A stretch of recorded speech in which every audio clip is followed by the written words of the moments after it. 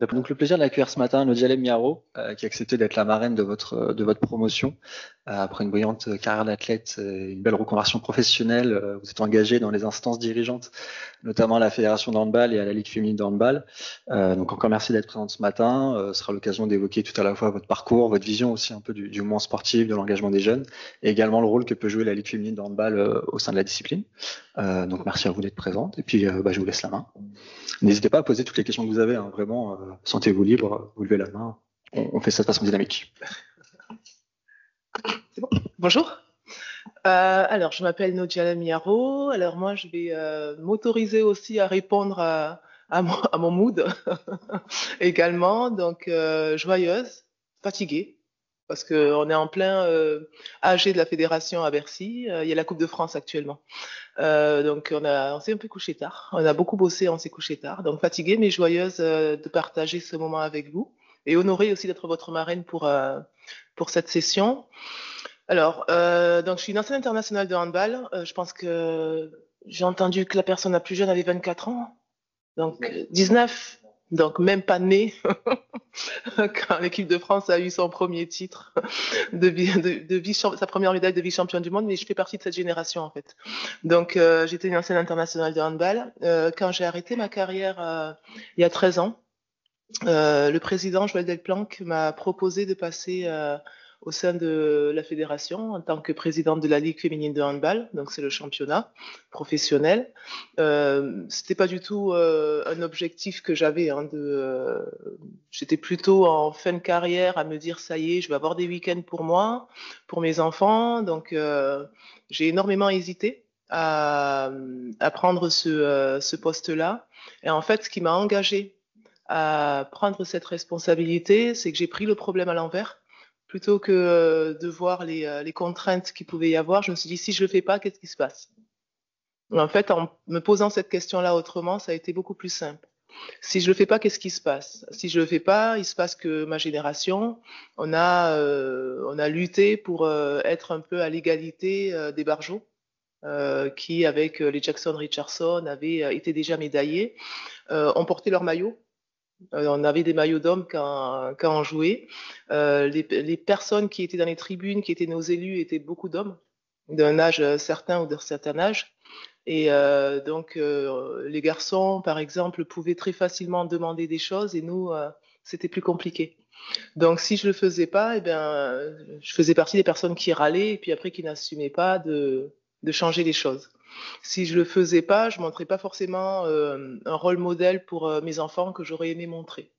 Si je le faisais pas, eh ben j'en trouvais pas, je n'allais pas entrouvrir cette porte qu'on nous proposait. Qu'avant on avait le sentiment de pas forcément être considéré comme on le faisait. Et en fait, en prenant le problème comme ça, je me suis dit j'ai intérêt à le faire. Et puis après, en toute transparence, une chose qui m'a libérée un peu, c'est quand Joël Delplanque m'a dit tu arrêtes quand tu veux. Parce que mes enfants avaient 3 ans, j'ai des jumeaux et je suis psychologue de formation. Donc, c'est pas forcément quelque chose c'est un emploi du temps qui continuerait à être chargé. Et que moi, j'étais plutôt dans une dynamique d'alléger mon emploi du temps. Et donc, finalement, ça fait 13 ans. Donc, j'ai toujours pas arrêté. Par contre, j'ai pas eu votre chance. C'est-à-dire que j'ai appris sur le tas. Parce que j'étais pas du tout formée à ça. Je connaissais l'écosystème. Pourquoi moi?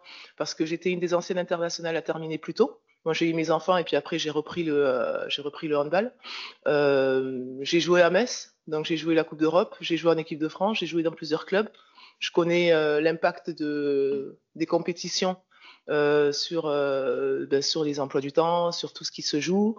Donc, en fait, pourquoi moi? Parce que j'étais encore fraîche dans cet écosystème et voilà pourquoi Joël m'a proposé ce poste-là. Mais c'est vrai que c'était assez étonnant quand je lui ai questionné en me disant mais comment je fais? Parce que là, je suis psychologue, j'ai mes enfants, je travaille à temps plein, il va falloir que je travaille à mi-temps.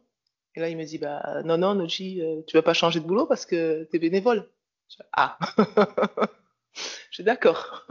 Donc là, on se prend un truc, donc ça va être rajouté à un emploi du temps. Donc voilà, c'est particulier quand même, mais ça fait 13 ans que j'y suis et je suis toujours autant passionnée parce que on devient acteur, actrice de notre sport et c'est hyper important. Donc voilà un peu le tableau que ma présentation que je vous fais de moi. Et puis après, je vais vous parler un peu de la Ligue féminine de handball, hein, qui est notre championnat professionnel, qui est le championnat de première et de deuxième division. Mais je vous le raconterai au fur et à mesure du temps. On peut passer sur la slide. Et n'hésitez pas si vous avez des questions à me poser. Vous pouvez m'interrompre. D'accord? Oui, je vous interromps vite fait. 13 ans plus tard, vous êtes toujours bénévole en tant que présidente de la Ligue? Ouais, 13 ans plus tard, je suis toujours bénévole.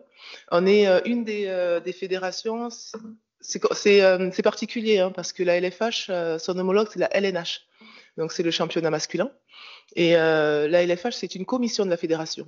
Donc on est au sein de la fédération. La LNH est autonome et en fait, elle est régie par le code du sport avec la fédération. Et le président de la LNH est payé. Le président de la LFH n'est pas payé. Par contre, sur les élections de la fédération ont eu lieu l'année dernière et on est en train de mettre en place des rémunérations. Mais c'est pas facile, hein. C'est pas facile parce que ça vient casser un peu les codes et il faut que ce soit validé en CA. Et donc là, il faut qu'on le représente parce que ça a été mal présenté. Mais en tout cas, là, aujourd'hui, on n'a que le président Philippe Bana qui est passé salarié, en tout cas qui a une rémunération en tant que président. Et même avant, notre président de la fédération n'a jamais été payé. Et on était au niveau du handball assez militant du bénévolat. C'était un peu notre identité. On donnait gracieusement pour notre sport, mais il y a trop de plafonds de verre qui se mettent en place. Pourquoi? Parce que si on veut accueillir des jeunes dirigeants, très souvent, avant, le bénévolat, comment ça se passait? Pourquoi je vous disais que je voyais des hommes d'un certain âge? C'est parce que c'était des personnes qui passaient à la retraite. Et une fois à la retraite, s'investissaient dans le sport. C'est comme ça que ça se passait. Aujourd'hui, si on veut venir chercher des personnes plus jeunes, c'est des personnes qui vont travailler, ou faire des études, ou finir des études. Donc, on ne peut pas se permettre de fonctionner que sur du bénévolat. Il en faut, mais à un moment donné, il faut aussi trouver un équilibre. Alors, c'est peut-être pas forcément être salarié, ça peut être avoir une rémunération, une compensation. Il faut réfléchir au système qui est possible.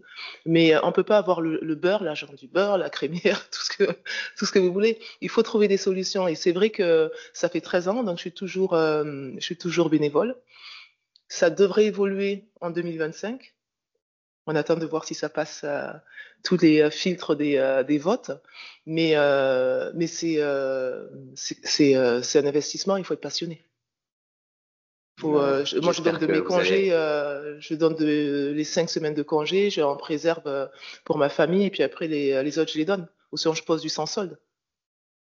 Donc, j'ai eu des moments où je suis plus en perte d'argent qu'en gain, même pas à l'équilibre.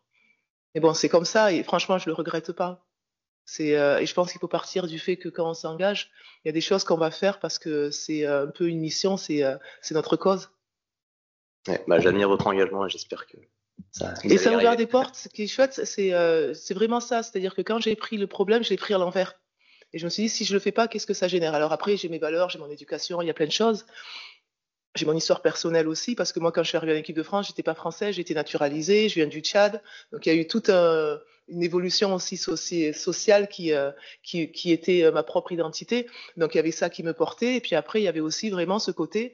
Quand on est un garçon, alors déjà bravo parce que vous êtes parti sur des très bonnes bases, il y a la parité. Donc ça, franchement, chapeau. Chapeau 1 pour le projet et chapeau pour le fait de la parité. Parce que je vous garantis que même au niveau du bureau directeur de la Fédération de handball, il y a la parité. Mais pour être aujourd'hui en plein AG, le temps de parole, il n'est pas du tout équitable. D'accord? Donc déjà, là, on est en train de partir sur de très bonnes bases et on est en train un peu de changer les codes. Mais quand pour un ancien handballeur, c'est facile de devenir entraîneur. C'est dans la continuité de son parcours de sportif de haut niveau presque. Pour une handballeuse, devenir, alors je fais l'effort intellectuel de dire entraîneuse parce que c'est quelque chose qu'on est en train de défendre un peu au sein de, même si mais j'ai des biais quand même qui sont là. Pour devenir entraîneuse, la légitimité, comment je fais, comment je m'organise, est-ce que j'ai le droit? D'accord? Donc il y avait aussi tout ça, moi, qui me portait de manière très très forte. Et puis après, il y avait l'histoire aussi de l'équipe de France féminine, où quand on a eu le titre de vice-championne du monde en 99, la prime qu'on devait avoir n'était pas la même que les garçons. Donc on a un côté un peu dans le handball féminin un peu militantiste. On veut l'égalité, on veut et c'est quelque chose qui nous porte beaucoup. Donc on est engagé. On est engagé et moi je me suis engagée et aujourd'hui je suis pas la seule à être engagée. Et ça c'est chouette, mais il fallait oser un peu pousser cette porte-là. Et c'est marrant parce que hier je parlais avec Camille, avec Blandine Dansette qui a arrêté et qui était une ancienne internationale. Et elle me dit j'ai envie de m'engager. Je lui dis bah viens. Elle me dit c'est valorisant parce qu'elle me dit elle découvre l'autre côté parce que quand on est sportif, on fait notre sport, on est hyper content, on a des victoires, des défaites, des entraînements, tout ce qu'on connaît. Mais quand on passe de l'autre côté, c'est pas le même sport, c'est pas les mêmes choses. Et elle a découvert ça cette année. Et elle me dit mais comment tu fais? J'ai dit bah ouais, j'ai dit bah, je me suis posé la question il y a 13 ans. Je lui dis on découvre. Et après et elle me dit mais elle me dit finalement je te félicite parce que bravo pour t'être engagée dans quelque chose qui est hyper difficile. On n'est pas nombreuses. Et je lui dis, ben, viens, maintenant que tu as fait ce premier pas, viens. Et après, ben, on peut se répartir des tâches, on peut partager des choses. Et plus on sera nombreuses, et puis après, elle est aussi, elle est jeune, elle a 35 ans, plus on sera nombreuses à être ensemble, et plus ça sera facile. Et les jeunes dirigeants vont arriver. Moi, mon seul kiff, j'ai 48 ans. Moi, mon seul kiff, là, c'est de continuer mon investissement au sein de la fédération, peut-être même sur d'autres sujets, parce que je suis psychologue, donc il y a la santé mentale qui m'intéresse, il y a plein de choses qui m'intéressent. Mais s'il faut que je laisse ma place en tant que présidente, je veux la laisser à une handballeuse, à une femme déjà, parce que faut continuer à respecter ça. Et j'aimerais qu'elle soit payée, parce qu'à un moment donné, ben, on peut pas tout avoir, et il faut aussi construire ce parcours. Mais c'est pas facile. Vas-y, vas-y. Ah pardon, je savais pas vu. Pas de souci. Du coup, en tant qu'étudiante en master de psychologie, je me demandais, je ne sais pas si vous travaillez en libéral ou en institution, mais le fait d'avoir autant de temps à consacrer à vos missions de bénévolat, est-ce que ça vous met pas en difficulté aussi dans votre travail pour trouver un poste ou libérer du temps? Alors, déjà, tu sais, quand tu es sportif de haut niveau, et encore plus ma génération, on n'était pas forcément bien payé. Donc, le double projet, c'était quelque chose qui était nécessaire. Donc, la capacité à pouvoir s'entraîner et tout le reste, et puis après, à devoir réviser à la en cours, j'ai mon cerveau qui est habitué à ça. Et en plus, j'ai eu la chance quand même d'avoir deux passions, le handball et la psychologie. Donc, j'ai rien sacrifié des deux. J'ai aménagé, où ma licence, j'ai passé en 2 ans. Avant, on appelait ça DESS, maintenant c'est Master 2, j'ai passé en 2 ans. Et après, en fait, quand j'ai terminé mon mémoire, j'étais au Danemark. Je suis revenue en France pour pouvoir travailler et je jouais. Donc, c'était comment je pouvais associer ce double projet. Donc, quand j'ai joué au Havre, j'ai commencé à travailler j'ai négocié aussi pour trouver un poste de psychologue. Et j'ai bossé dans un CCAS au niveau de la mairie, Centre communal d'action sociale. Et j'aménageais mon emploi du temps. J'étais à 80%. Et après, ben, le reste, je m'entraînais. Et je continuais à faire ce que je faisais, sauf que plutôt que les études, eh ben, c'était le boulot. Et après, je me suis intéressée donc à la psychologie dans le sport, même si je suis psychologue clinicienne et santé. Et j'ai bossé dans des crêpes. À chaque fois que j'allais dans un club, quand j'ai joué à Plan de Cul, qui est à côté de Marseille, j'ai été aux crêpes d'Aix-en-Provence. Quand j'ai joué à Nice, j'étais aux crêpes de Boulouris. Et après, j'ai travaillé en petite enfance. Mais oui, c'est compliqué. C'est compliqué, mais après, j'ai la chance quand même aussi d'avoir des collègues qui m'accompagnent et qui m'aident. Donc, je sais que j'ai donné de mes congés pour équilibrer et j'avais des colocs qui m'aidaient. Et puis après, je pense que c'était aussi une source d'inspiration pour eux de se dire comment elle fait, elle, avec, surtout quand j'ai eu mes jumeaux, entre les jumeaux, le boulot, le hand. Mais bon, voilà, après, c'est une passion. Et aujourd'hui, donc, je suis psychologue, je travaille, j'ai bossé au Crêpes, je suis rentrée à Toulouse parce que j'ai grandi à Toulouse. Donc là, on est rentré à Toulouse. J'ai bossé au Crêpes de Toulouse à mi-temps. Donc c'est beaucoup plus facile parce que tu es dans l'écosystème du sport et ils comprennent.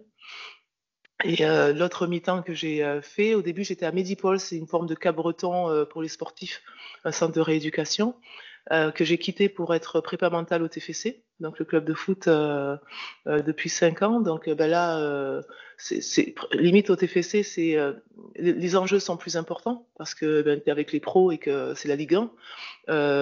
Mais à côté de ça, c'est le monde du sport. Donc les entraînements sont le matin et on connaît l'écosystème. Donc la performance, elle est savoir bien faire les choses au bon moment sur un temps défini.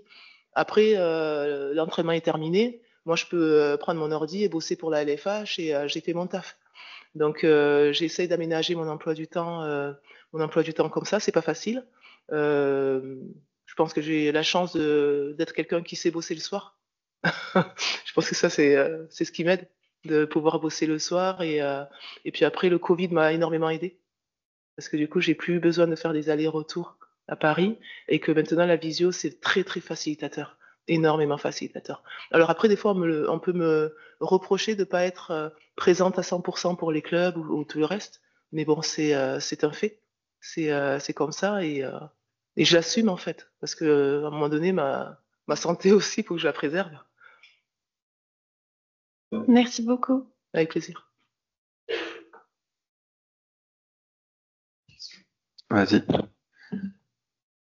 Alors, ah oui.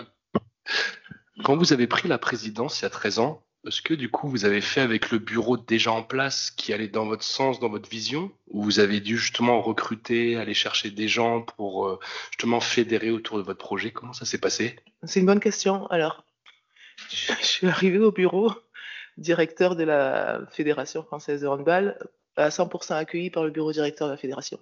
Par contre, alors, dans l'historique de la LFH a été créée en 2008, suite au championnat du monde féminin qu'il y avait en France.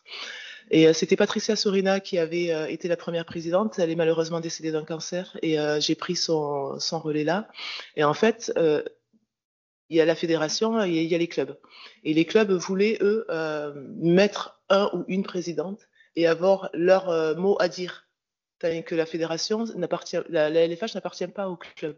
Elle appartient à la fédération. Donc je suis arrivée dans de la merde, hein, dans un conflit.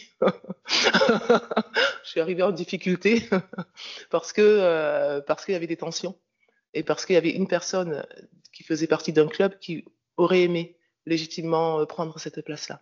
Donc ça n'a pas été facile. Donc j'ai laissé la vague passer. Ma légitimité n'avait pas été remise en question. Par contre, je suis arrivée dans un contexte où il y avait des tensions entre les clubs et la fédération. Donc j'ai laissé la vague passer et puis après j'ai créé du lien avec le temps et je me suis emparée aussi des dossiers. Et ce qui était compliqué, ce que je disais, c'est que quand on joue, quand on est sportif, on n'a pas toutes les infos de l'autre côté du terrain. Et quand tu joues dans ton club, tu joues pour ton club. Et la LFH, c'est pas le club, c'est les clubs. C'est 12 ou 14 clubs en fonction du nombre de clubs que l'on a. Et en fait, l'enjeu, c'est de pouvoir avoir à chaque fois un intérêt supérieur qui va être pour les clubs, avec des clubs qui ont des enjeux différents. Quand on prend par exemple des Metz ou des Brest qui jouent en Champions League, qui ont 3/4 de leurs joueuses qui sont internationales, là, Metz fait la finale de la Coupe de France. Le week-end prochain, dans 2 semaines, Metz va aller à Budapest pour faire le Final Four. Metz a la moitié de ses joueuses qui ont fait les JO. Donc, c'est pas la même chose qu'un autre club qui va être en milieu de tableau ou bas de tableau et qui aura pas toutes ces compétitions. Donc, tu arrives dans cet écosystème où tu te dis, OK, comment je dois composer avec ces différents enjeux entre les clubs? Donc, c'est beaucoup de médiation. Et puis après, le calendrier, je le connais parce que je l'ai vécu. Mais après, il faut le prendre de l'autre côté et être en lien avec les instances internationales pour mettre les championnats d'Europe, les championnats du monde, les enjeux, construire un calendrier, quand est-ce qu'on reprend, est-ce qu'on peut reprendre fin août, est-ce que c'est possible? Non, c'est pas possible parce qu'on n'a pas le club est pas, les bénévoles sont pas revenus, il faut reprendre début septembre. Mais une semaine, c'est énorme pour des clubs qui sont en haut de tableau parce que tu leur prives de 1 voire 2 matchs de possible. Donc voilà, c'est un peu tous ces enjeux-là. Donc moi, j'ai dû même prendre le temps de découvrir. Franchement, j'ai découvert. C'est pour ça que quand je dis en introduction, ce programme, il est nécessaire, il est bien pour vous. C'est que vous allez gagner du temps. Vous êtes en train de gagner du temps sur moi des choses que j'ai dû apprendre au fur et à mesure. Le cahier des charges. Le cahier des charges, on a un cahier des charges qui est pour la première, la deuxième division. Mais voilà, c'est un cahier des charges qu'il faut revoir au niveau médical, au niveau marketing. Il y a plein de choses que j'ai découvertes. Mais j'ai été aussi bien entourée. C'est-à-dire qu'à un moment donné, il y a les salariés de la fédération qui sont là aussi pour m'aider. Il y a les élus aussi de la fédération qui sont importants parce que le président de la COC, par exemple, je dois bosser avec lui, on s'entend très très bien et on a des enjeux communs. Il faut qu'on construise ce projet de calendrier ensemble. Donc voilà, ça a été tout ce côté-là. Mais moi, mon arrivée, je veux pas mentir, elle n'a pas été simple. Elle a pas été simple. Elle m'a bousculée, mais elle m'a pas enlevé, elle m'a pas empêché de rester là où je suis. Donc, merci pour votre réponse.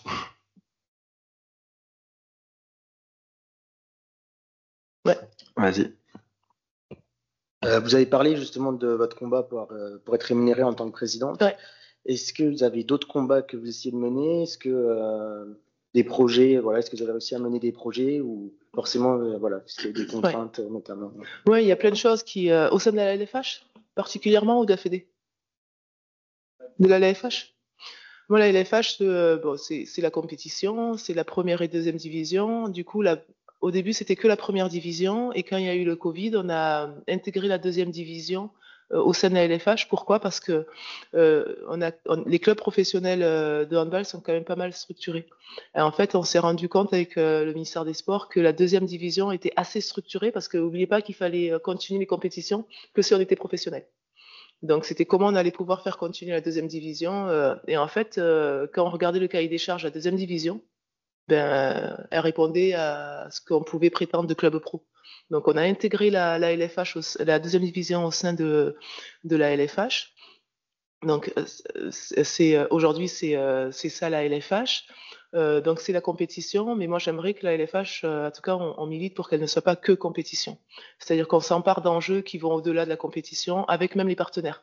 C'est-à-dire qu'on a eu comme partenaire Lidl, et en fait, avec Lidl, ce qu'on a fait, c'est qu'on a fait tout un programme sur le cycle menstruel, où on est parti un peu casser ce tabou avec des joueuses pro qui sont devenues des ambassadrices et puis après qui allaient dans les centres de formation pour pouvoir parler mais voilà, c'est quoi le cycle menstruel, quel est l'impact sur ta performance. Là, on a fait un partenariat avec la MGEN et on va s'emparer de la santé mentale. Donc, on prend la santé mentale et avec la MGEN, le partenaire, on le fait. On a le Naimer, on a été la première ligue à avoir un Naimer, Butagaz. Avec Butagaz, on a fait des ateliers de lecture et d'écriture, où il y avait des jeunes qui nous proposaient donc des textes et puis après on avait un jury. Voilà, c'est aussi et ça c'est une histoire et vous le découvrirez très probablement avec les partenaires. C'est pas comme partenariat d'échange marchandises ou financier. Faut aller sur des valeurs, faut aller sur des projets, faut aller sur des missions communes pour pouvoir faire vivre ce partenariat après en local où les joueuses en local dans leur club pouvaient parler. Butagaz, après on a un partenariat où on a fait des choses en local où le concours c'était en local et puis après à la fin il y avait tout un jury qui pouvait parler. Donc moi j'aimerais que la LFH elle sorte du handball, elle parle du handball autrement. J'aimerais écrire une histoire au niveau des clubs, que les clubs parlent d'une histoire, de leur histoire, que les joueuses parlent d'elles, de leur histoire, de leur parcours. Voilà, c'est aussi ça le sport.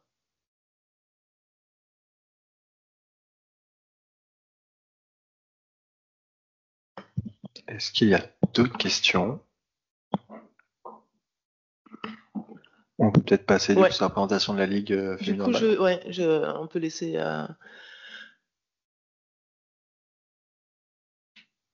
Donc, elle n'est pas réactualisée. Il aurait fallu marquer 2024, mais bon, même si c'était 2024, c'est la même équipe qui a gagné. C'est toujours et encore Metz.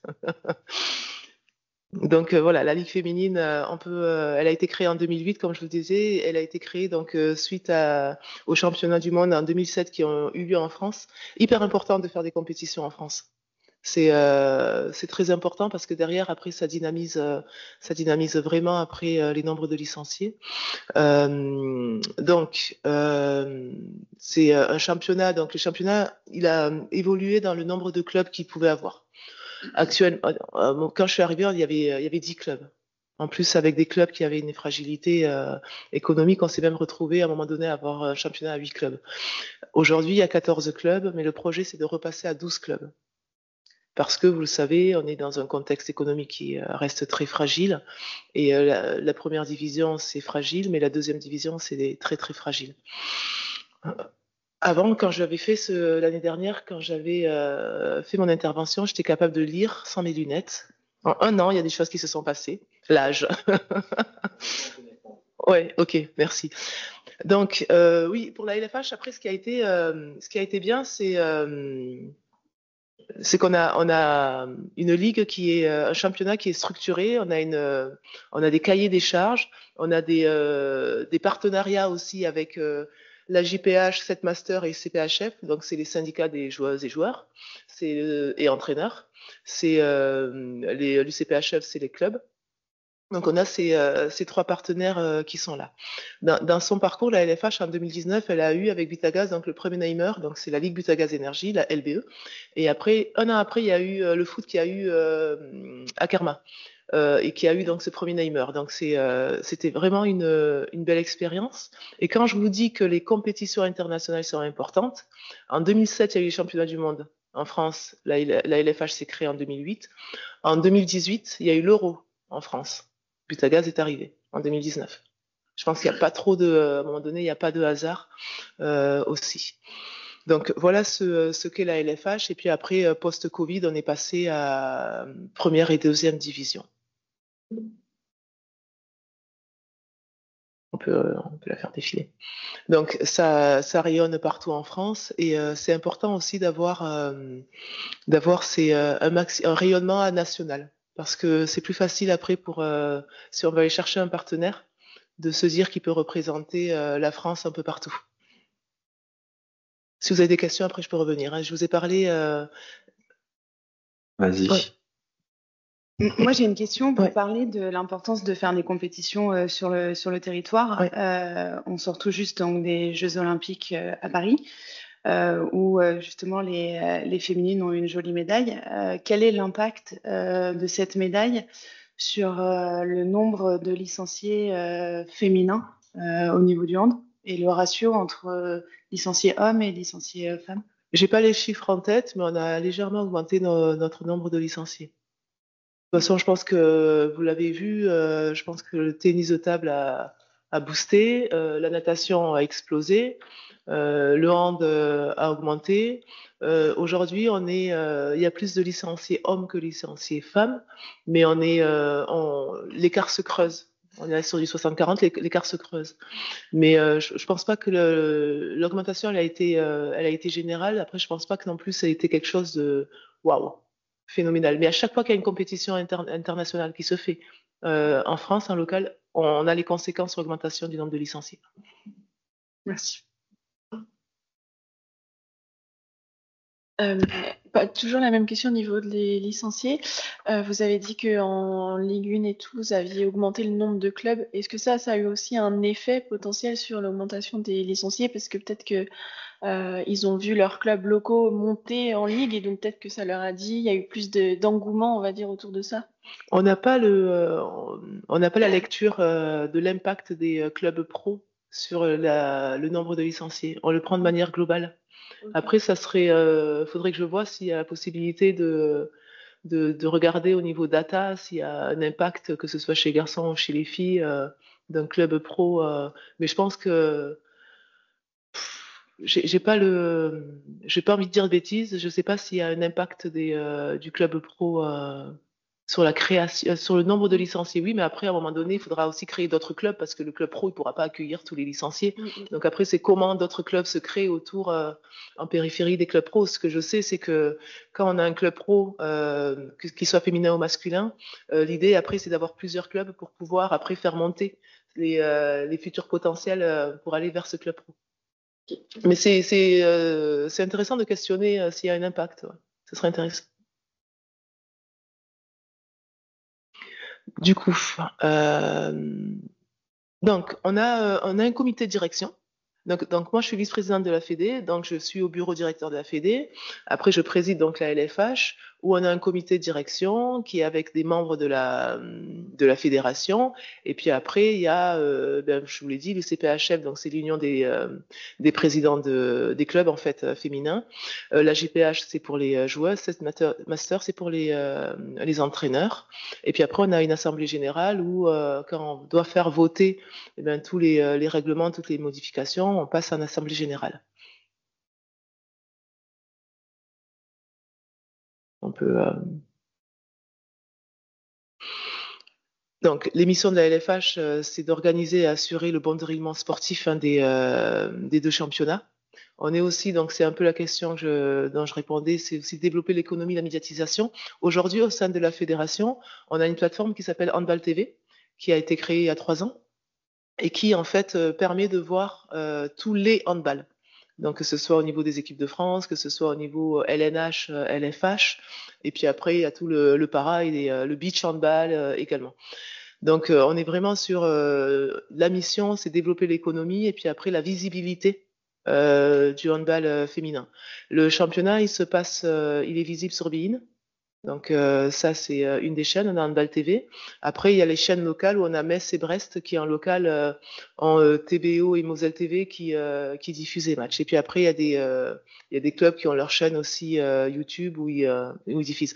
Par contre, quand on montre les matchs sur beIN ou sur Handball TV, on a un cahier des charges qui est nécessaire où on demande un sol à tracé unique. Parce qu'on est en train de montrer un produit. Et c'est important pour nous que ce produit soit qualitatif. Parce que très souvent, on doit mutualiser la salle, le gymnase. Et si on se retrouve avec un terrain de hand, avec un terrain de volley, avec un terrain de basket, on s'y perd. Donc là, on a un sol à tracé unique, comme pour les compétitions internationales. Les LED, il y a un certain nombre de mètres de LED qui est aussi nécessaire. Et c'est sous ces conditions-là que les clubs peuvent être diffusés. Et après, on a une réflexion aussi où on se questionne sur quel match on veut montrer. Parce que l'erreur serait de dire on va tout mettre et plus on va diffuser, plus on sera visible, mieux ce sera. Non, il y a une réflexion stratégique aussi à mener, à se dire quel match on veut diffuser. Très clairement, Metz-Brest, c'est le très très haut niveau. Les 5 matchs sont passés. Donc à chaque fois qu'il y a Metz-Brest, il faut le diffuser. Mais les derbys sont hyper intéressants. Les Dijon-Besançon sont hyper intéressants parce que les gens veulent regarder. Les matchs de maintien sont à diffuser parce qu'il y a un enjeu pour se maintenir. Les clubs européens, entre eux, il y a des histoires à raconter, il y a des choses à raconter. Donc c'est toute une réflexion où avec beIN et après toutes les personnes qui travaillent à Handball TV, on se met autour de la table, on regarde la programmation, les calendriers et on réfléchit à quel match on veut montrer. D'accord, ça c'est aujourd'hui stratégiquement très important. Et excusez-moi. Et il y a pas de conflit. Si un match il est montré sur beIN, j'imagine que vous le montrez nulle part ailleurs. Ou alors il y a des matchs. Avec Handball TV, il y a une codiffusion. Ouais, okay. C'est codiffusé avec Handball TV. Mais vous avez dit qu'il y a des clubs des fois qui montent des matchs sur YouTube, par exemple. J'imagine que le match il n'est pas disponible payant et gratuitement en même temps. Non. Après c'est des matchs. Les matchs qui vont passer sur. Il y a le cahier des charges quasiment tous les clubs. On respecte le cahier des charges. On a 2 clubs qui n'ont pas les LED. Où ça a été vous n'avez pas le droit de diffuser parce que sinon c'est amende. Donc c'est ça aussi les conséquences. Le basket, c'est souvent posé la question entre diffusion gratuite, par exemple sur la chaîne L'équipe, mais du coup sans droit télé, ou diffusion sur beIN Sport ou des plateformes avec du coup des droits télé, une visibilité. Alors on n'a pas de droit télé nous. Oui, voilà, j'allais dire. Enfin, comment vous apprenez le sujet et est-ce qu'il y a un modèle qui semble meilleur que l'autre? Alors, on n'a pas la chance de la LNH qui ont des droits télé avec beIN et c'est ce qui ont permis à la LNH de sortir du giron fédéral et de devenir autonome parce que c'est un financement. La LFH, c'est un budget. C'est un budget et tant qu'on n'a pas de partenaire qui donne assez d'argent pour pouvoir s'auto-gérer, je sais pas, c'est moi, mes enfants, tant qu'ils n'ont pas leur travail et tant qu'ils n'ont pas un salaire, ils resteront à la maison. Ou en tout cas, où on payera pour les accompagner, c'est juste du bon sens. Nous, au niveau de la LFH, on n'a pas la chance de pouvoir avoir des droits télé. C'est comme ça. C'est le sport féminin. C'est tous les inconvénients. En tout cas, c'est tout le travail qu'il faut faire pour pouvoir faire en sorte que le sport féminin arrive à trouver des partenariats à la hauteur de ce que peut trouver un sport masculin. Donc aujourd'hui, avec beIN, c'est d'où la codiffusion. qui a été faite justement pour mutualiser les coûts. Donc avec Bein, on a ce partenariat-là. Et après, avec Handball TV, le choix de cette plateforme, c'était vraiment de pouvoir montrer un maximum. Parce que quand il y a l'équipe de France qui joue, très clairement, les audiences avec TF1, elles sont bonnes. Les gens sont hyper intéressés. Alors en plus, la semaine dernière, je commente les matchs de l'équipe de France féminine sur TF1 avec Margoton. Donc les audiences, je les ai. Je vois l'impact que ça peut avoir. Et la semaine dernière, on était avec TF1 donc TF1 diffuse hand, rugby et foot. Et en fait, ce qui était hyper intéressant, c'est de se dire que les personnes qui regardent sont des hommes et des femmes, que les hommes sont intéressés à regarder le sport féminin. C'est pas problématique. Maintenant, c'est derrière quand c'est plus gratuit, qui va aller payer. Il y a un côté un peu où on redevient invisible en fait. Donc la mise en lumière, elle est sur les compétitions internationales. Et après, les gens veulent continuer à suivre ces joueuses qui sont Chloé Valentini qui a fait les JO, qui a fait toutes les compétitions internationales, qui joue à Metz. Qu'est-ce qu'on en fait? On la supprime des écrans. Donc il y a vraiment cette réflexion et Handball TV, c'était ça aussi. C'est se dire qu'on continue de raconter cette histoire. Je sais pas si un jour on aura je pense pas que les droits télé reviennent soit la première porte d'entrée pour pouvoir avoir des fonds. Je pense que trouver un partenariat, une marque qui s'engage avec nous, comme l'a fait Butagaz, comme l'a fait Ludel, comme l'a fait la MGEN, et qui mettent vraiment de manière conséquente plus d'argent serait la meilleure des choses. Justement, vous avez parlé des finales qui ont lieu à Bercy, et donc il va y avoir du handisport, ensuite féminin et masculin. Ça y est, là, ils sont en train de jouer. Exactement. Et est-ce que vous pensez que justement le fait que tout soit réuni ensemble, ça peut aider aussi à booster non seulement la visibilité, mais aussi le public et les partenariats peut-être, parce que du coup, j'imagine que tous les partenaires du masculin seront présents. Je sais que, j'en parlais hier avec mes parents parce que ma mère a eu la chance d'être invitée, et comme l'invitation est sur toute la journée, ils vont aller voir avant le handi, même si l'invitation est pour le féminin, et donc j'imagine que ça peut-être c'est aussi l'opportunité de booster un peu ça. Ça a été fait pour ça. La réflexion a été faite pour ça. Aujourd'hui, c'est un week-end 100% tous les handballs. Donc l'idée, c'était tout à l'heure, je regardais, ça a commencé et il y a du monde à Bercy. Alors très clairement, il y aura plus de monde à la fin de la journée, mais l'idée, elle était que tous nos handballs soient au même moment. Et oui, et puis après, les partenaires seront là et on essaiera de faire en sorte de les impliquer encore plus. Mais c'est la première fois qu'on le fait comme ça. C'est super bien. En tout cas, c'est une super initiative. Merci. Moi, j'avais une question sur la structuration des clubs de la LFH. Ouais. Est-ce qu'il y a un modèle comme sur le football professionnel avec une structure associative et une structure entreprise? Comment c'est géré actuellement? Ouais, on a les deux. On a 4 clubs qui sont en SAS et puis après le reste qui sont encore en associatif. Il n'y a pas de modèle économique unique. On a des modèles différents. Par exemple, là, quand vous voyez l'image au milieu, c'est Léna Granvaux qui est au Neptune.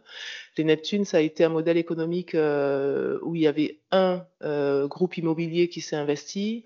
Pendant quelques années, ils ont fait un projet remarquable où le club a été très ambitieux, sauf que crise économique arrivant, le club là est en grande difficulté, il a disparu de la première division et là ils sont en train de galérer et c'est un modèle économique qui est dangereux en fait.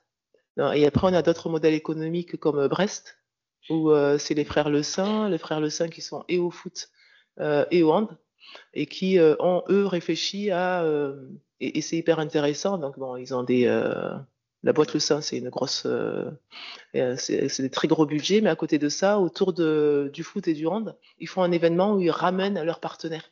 Et si vous avez la chance un jour d'y aller, c'est des endroits VIP un peu partout, avec des niveaux de partenariat différents. Et les gens aujourd'hui, ils veulent le week-end aller à Brest pour se voir, pour passer du temps ensemble, pour vivre un événement ensemble. Et ils ont compris beaucoup de choses. C'est le plus gros budget, 8 millions. Ils ont un budget même à l'équivalent des garçons. qui sont très très bien. Et après, l'autre budget le plus gros, c'est 2,5, hein, donc Brest est vraiment au-dessus du lot. Après, on a un club qui, au niveau performance, est remarquable, c'est Metz, mais qui a un modèle économique qui est différent, avec un mélange de subventions du public, un mélange de privé. Et dans le privé, ils vont chercher plein de petits partenaires. Donc c'est des modèles. Il n'y a pas un modèle économique identifié où on peut dire, voilà, on vous conseille en tant que club de tendre vers ça. Par contre, il faut du public et du privé. Et surtout, il ne faut pas faire l'erreur qu'a fait les Neptunes d'avoir qu'un seul pilier qui puisse faire vivre économiquement le club, parce qu'après ça peut être catastrophique. Et une autre chose aussi, quand on est dirigeant, il faut avoir une connaissance de la gestion des budgets. On fait pas n'importe quoi, parce que derrière on a des bénévoles qui sont engagés, on a des joueurs ou joueuses qui sont professionnels, c'est leur salaire, on a de l'administratif, c'est des salariés. Un club qui s'effondre, c'est une entreprise qui s'effondre. Et moi, j'ai vu des clubs s'effondrer parce qu'il y avait une mauvaise gestion du budget. Et des fois, même un prévisionnel où on peut se dire mais oui, l'année prochaine, tel partenaire va me signer sans avoir forcément validé la signature du partenariat. Telle joueuse va me rapporter, parce que c'est un nom dans le handball, plus de monde dans la salle. Donc, et en fait, quand ça n'arrive pas, eh ben, ça capote. Et la LFH, elle a un accompagnement vers ces clubs, par exemple ceux qui rentrent dans les ligues professionnelles. Ouais, Comment ça se passe? Alors, dans les fédérations, nous, on a la CNCG. Donc, c'est la commission de gestion et elle accompagne, oui, les clubs. Et ce qu'on a fait aussi qui était intéressant, c'est le statut VAP, voie d'accession à la professionnalisation. Quand les clubs qui montent de la 2e division à la 1re division, ils vont monter parce que sportivement, ils sont premier ou 2e. Et le premier monte automatiquement. Après, il y a les barrages en fonction de la formule de compétition qu'on propose et qui change en fonction des saisons. Mais ils montent pas que sportivement. Ils montent aussi économiquement ou en termes de structuration. C'est-à-dire qu'il y a un cahier des charges qu'il faut respecter, parce qu'on a vu des fois que le gap il était trop important quand on était en 2e division et qu'on passait en 1re division où les clubs ils s'étouffaient et ils n'arrivaient pas à gérer financièrement. Sportivement, ils peuvent, mais financièrement, c'est pas possible. Donc, ce statut VAP, ça a permis d'avoir un peu ce couloir là, ou ce moment de transition entre la 1re et la 2e division. Donc, grosso modo, tu peux être et en fonction du nombre de VAP, tu pourrais être VAP et tu peux avoir 4 clubs VAP. Tu peux finir 4e de la 2e division et monter.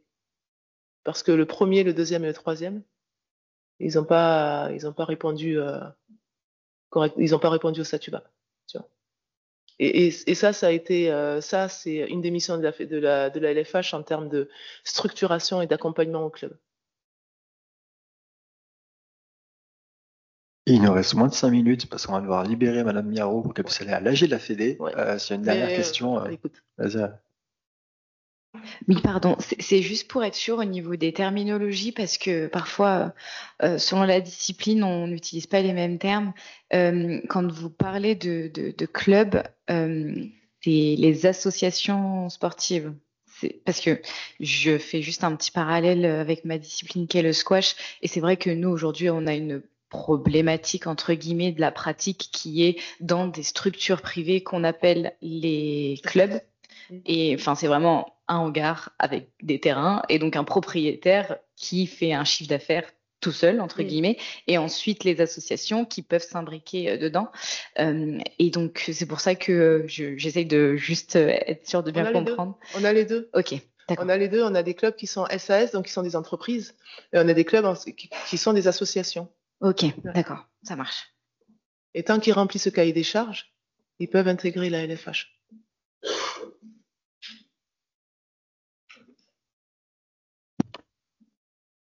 Moi, j'ai 2 questions. Ma première question sur la santé mentale. Comme vous êtes psychologue et aussi en tant que dirigeant, est-ce que vous pensez que la santé mentale est plus importante chez les hommes athlètes hommes ou les athlètes femmes? Et comment vous aidez au sein de LFH, les athlètes qui souffrent de santé mentale, comment vous les gérez ou aidez ou accompagnez ces athlètes à guérir? Oui. Alors après, dans santé mentale, il y a plein de choses. Je pense que on sait que les femmes sont plus sensibles à la dépression parce que c'est en lien aussi avec les hormones. Mais si on prend le sportif et on peut prendre le surentraînement ou le burn-out, je pense pas du tout qu'il soit genré. Donc je pense c'est une problématique qui est inhérente à la personne. Comment l'accompagner? Les clubs, alors nous, dans le cahier des charges de la LFH, il y a l'obligation d'avoir un médecin, mais il n'y a pas forcément l'obligation d'avoir un psychologue ou un prépa mental. Par contre, c'est quelque chose que je souhaite mettre en place pour la saison prochaine et on va en parler à la fin du mois de juin parce que je ne sais pas si vous avez vu dans l'actualité, il y a 2 mois, il y a une joueuse de handball qui est décédée d'une méningite à méningocoque. Et en fait, le club n'avait pas de prépa mental ou de psychologue au sein de leur équipe pour pouvoir les accompagner. Donc ça a été une grande galère. Donc après, moi j'ai utilisé mon réseau pour pouvoir les accompagner. Et en fait, la question c'est, je me suis rendu compte en fait qu'il y avait des clubs qui avaient donc le club était de Plan de Cul qui a été impacté parce que la joueuse venait de là-bas, mais elle avait fait d'autres parcours et d'autres clubs étaient impactés. Il y a des clubs qui ont pu être accompagnés très rapidement parce qu'ils avaient au sein de leur staff psychologue ou prépa mental et d'autres non. Donc ce que je disais au niveau des personnes qui travaillent avec moi au sein de la LFH, c'était de proposer, de mettre dans le cahier des charges un psychologue ou prépa mental après à voir si, sachant que c'est pas la même chose, pour pouvoir le mettre dans le cahier des charges. Donc ça c'est la première chose. Je l'ai évoqué lors du précédent CODIR. J'ai eu la sensation que les clubs étaient complètement partants sur ce principe-là. Après la santé mentale, on a une commission médicale au niveau de la fédération et c'est la commission médicale qui va s'emparer de cette problématique de santé mentale. Donc c'est quelque chose qui est en cours. Moi, j'avais demandé à la commission médicale de mettre un psychologue parmi la liste des personnes qui travaillent à cette commission. Donc le médecin a entendu. C'est parce que c'est pas quelque chose qui se faisait, qui était fait. Donc voilà, on est en cours de structuration par rapport à ça. Mais après, c'est le mois dernier, je suis intervenue au sein de la Fédé parce qu'il y avait la commission médicale qui s'était un peu emparée du tabou de la santé mentale, justement. Et avec les clubs, on a commencé à échanger sur cette thématique parce qu'elle est trop peu abordée, même si on a eu maintenant des paroles qui se libèrent sur ce sujet-là. Mais oui, il faut y aller. Mais là, il y a la commission médicale et puis après, nous, au sein de la LFH, il faudrait en tout cas, l'idée, c'est que les clubs se structurent aussi et puissent être accompagnés. Mais ça, c'est encore plus général parce qu'au niveau même des CREPS, où on a ce qu'on appelle le SMR, c'est le suivi médical réglementaire qui doit être fait auprès des sportifs. Et en fait, on se rend compte que moi, quand je travaillais au CREPS, il y avait des pôles ou des fédérations qui demandaient à ce que la partie mentale soit faite par un psychologue ou par le psychologue et d'autres par le médecin. C'est pas dénigrer le médecin, mais c'est pas le même entretien qu'on fait.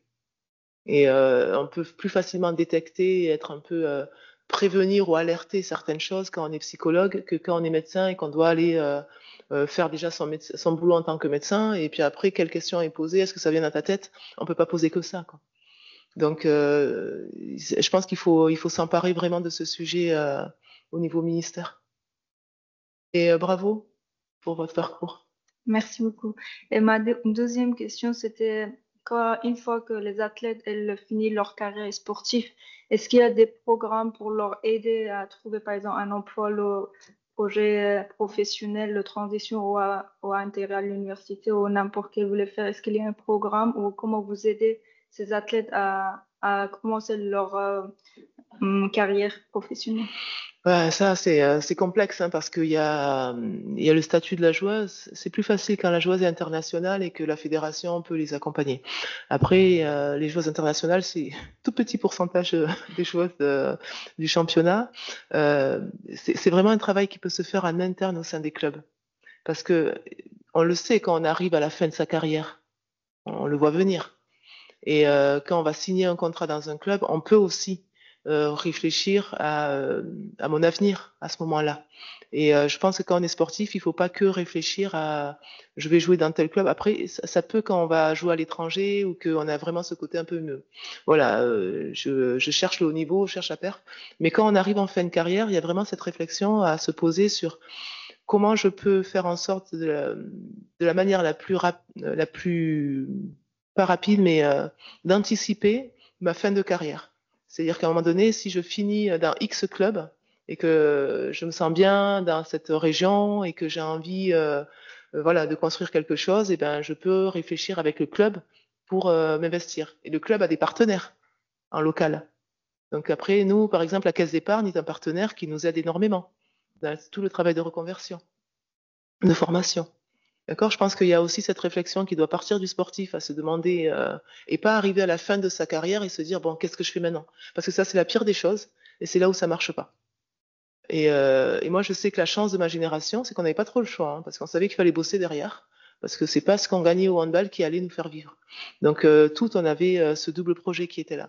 Aujourd'hui, il y a des handballeuses qui peuvent se focaliser que sur leur sport, et le danger, c'est d'oublier la fin. Parce qu'après, la petite mort du sportif, quand elle arrive, elle peut être très violente. Donc voilà, mais ça, j'invite plutôt en local à le travailler avec les clubs, à avoir cette réflexion-là. Et puis après, pas hésiter, nous on a l'IFFE, on a l'Institut de formation. Et après, il y a aussi des personnes qui, à la Fédé, il y a des joueuses des fois qui appellent la Fédé pour pouvoir avoir des renseignements et tout le reste, et on leur donne. Mais on reste quand même très limité. On n'est pas Pôle emploi ou maintenant ça s'appelle pas comme ça, c'est quoi? Ça a changé de nom. France Travail, ouais. On n'est pas France Travail où on peut se dire, ben tiens, je prends un CV et je te propose. On peut pas faire ça. Donc c'est une co-construction. En fait, je le parlais parce qu'au sein de CU, on a un programme pour la transition quand on accompagne les athlètes quand ils finissent leur carrière. Il faut par exemple faire des études de financement. C'est pour ça que je pensais que LFH aussi, elle peut aider ces athlètes quand ils veulent faire une formation ou pour leur carrière professionnelle. Tout ça. Elles sont sensibilisées quand elles sont. Il y a des joueuses qui sont dans les centres de formation, dans les pôles. Elles font leur étude, elles sont sensibilisées. Je pense qu'il y a beaucoup de choses qui se jouent là. À comment, à un moment donné, on est accompagné à faire peut-être des études plus courtes, mais être diplômé une fois que j'ai le bac, elles sont sensibilisées à tout ça. Maintenant, il y a tous les enjeux qui vont se poser. Et c'est beaucoup plus compliqué pour une joueuse qui va avoir beaucoup de choses à faire, parce qu'il y a des joueuses internationales qui ont mis de côté leur étude parce qu'à un moment donné, elles ne pouvaient plus gérer tout ça. Mais par contre, après, et puis après, il y a la question qui peut se poser quand on est sportif, on met en place des compétences. La pratique sportive, elle t'amène des compétences qui ne sont pas reconnues. Après, le sport en France, c'est pas le sport vu comme aux États-Unis, où quand on est sportif, on met en place plein de compétences qui sont recherchées dans l'entreprise. Donc après, il faut aussi prendre le problème à l'envers pour voir comment on peut accompagner, parce que quand les entreprises ont des sportifs qui sont dans leur boîte, ils sont super contents, parce que cette notion de solidarité, de dépassement de soi, d'engagement, de capacité à se focaliser, toutes ces compétences qui sont propres au sport, elles sont intéressantes dans le monde de l'entreprise. Mais elles sont pas validées, elles sont pas reconnues. Mais c'est un sujet qui est complexe.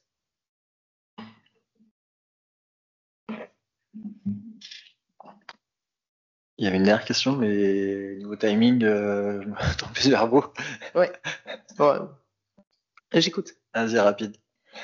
C'était juste pour savoir si dans les clubs, vous arrivez à bien apporter la différence entre le psychologue et le préparateur mental, ou est-ce que au niveau des clubs, ça reste quelque chose qui est assez flou? C'est pas que les clubs. Un psychologue, c'est un diplôme universitaire.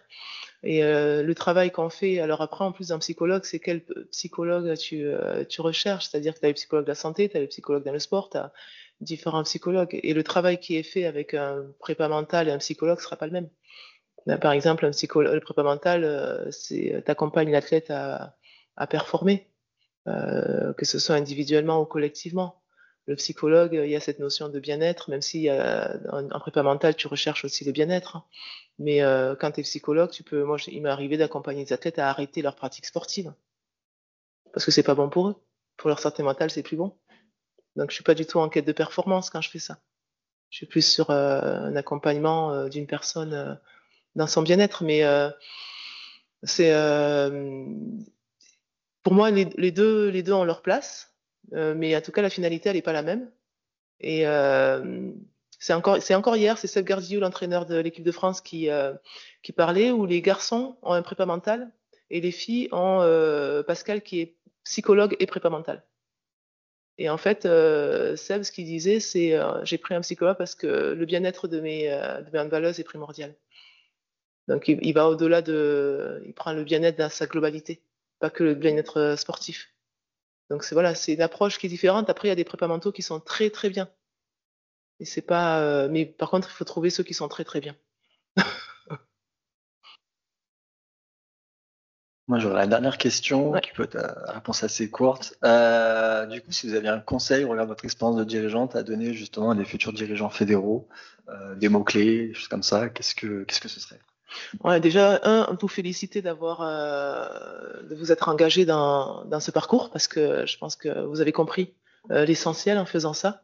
Donc, c'est une très bonne démarche.